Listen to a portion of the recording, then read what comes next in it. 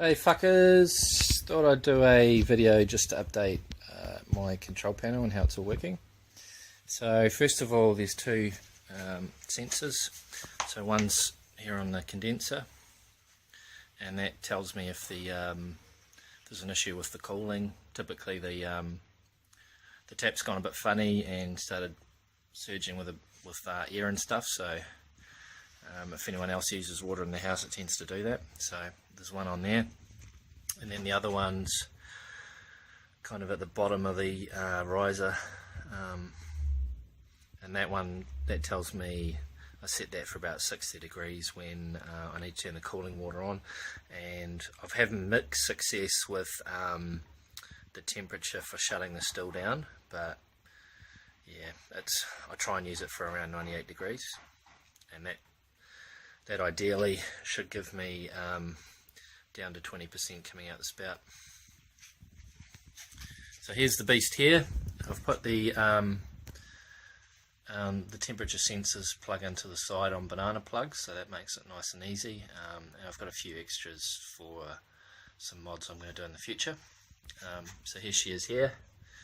What I've done most recently is I've added a switch to this alarm, and I can switch that on and off. So basically, if I have this still running and everything's going, and for some reason the latching circuit turns off because there's been a fault condition and it hasn't cleared, and the still shuts down and there's no power to the still, then the alarm will go off. So that's really handy if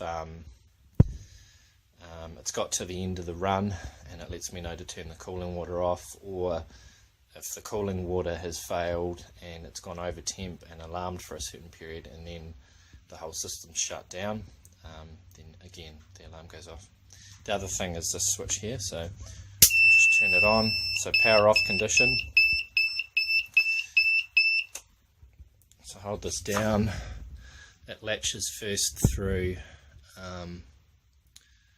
the temperature controller on the left, the PID, and that's going to the riser temperature probe, and then it puts power through to the temperature sensor on the condenser, and she starts up. So if there was a fault condition and something shut down, I'll just simulate it by pushing the off button, then the power off alarm is going to come on. And we go, hey, something's wrong, my still's not running, come and check it. The other thing I've done is put there's a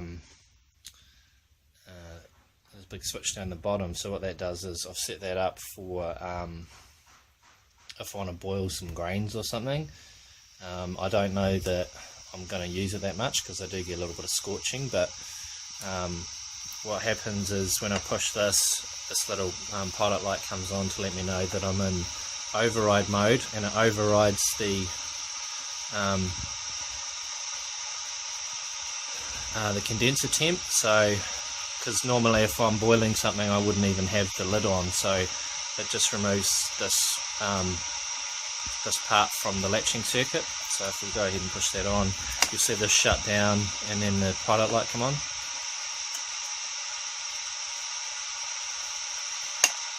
So now all we're running off is just the temperature sensor on the riser.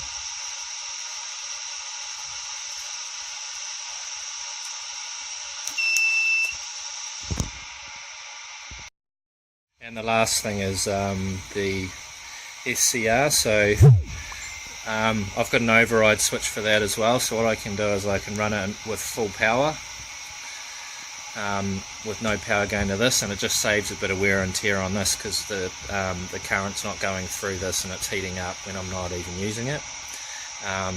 So I can flick that and then I can start adjusting with this. And then the other cool thing about my still is I've got I can use the 1000 watt, or I can go to 2000 watts, so I've got a little bit of adjustment there as well. So between that and the SCR, yeah, I've got pretty good control of the element. Another feature of this build is the tri-clamp on the condenser. I'm really glad I put that on, so it means I can take this off if I want to clean it up before a spirit run. I also take it off when I'm not running this still, just to save a bit of stress on this joint, and also through the lid. It's a little bit flimsy, so yeah, just gives me a few options. The other thing is I can, if I build a bigger still in the future, I should be able to get away with using this condenser.